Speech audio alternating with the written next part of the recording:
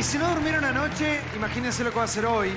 Carmiña acusa a Pincoya que ronca y esto pasó, mirá.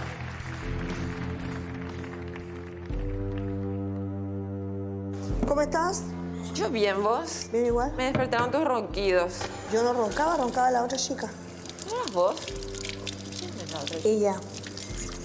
La divina. Divina. Ay, yo te culpé a vos. No. Incluso Divina. eran hermanos, le dije. Ah, Entonces yo iba a proponer que todos los que roncan se muden a una habitación, ya. pero me dijeron que no. Te digo al tiro, a mí, aunque me mande Gran Hermano cambiarme de pieza, no me cambio. Yo en esa cama me quedo y hasta con Pero que que- vaya.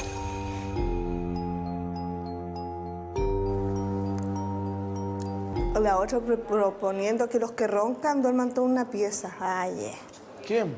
La nena está, la rubia, la periodista. A mí que no me hueven. ¿La paraguas? ¿La paraguaya? No sé. Yo buena onda y todo, pero ¿Me ayudas, amigo? Un hasta toque. las 3 de la tarde Toque. nomás.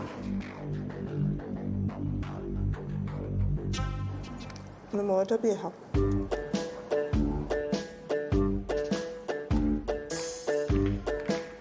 Hola. Hola, Pincoya. ¿Cómo estás?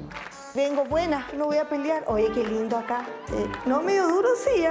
Después venite y dormís una siesta. Ah, ya no, porque puedo roncar.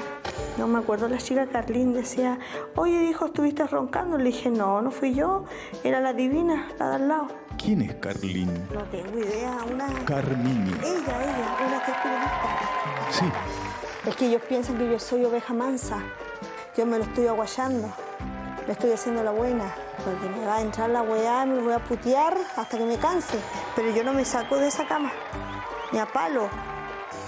Niña.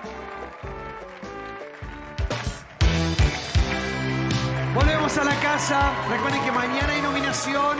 Mañana abrimos la primera placa. La placa Generación Dorada. Ya les cuento algo. Pero primero vamos a ver entrar a Franco y después les cuento todo. Dale.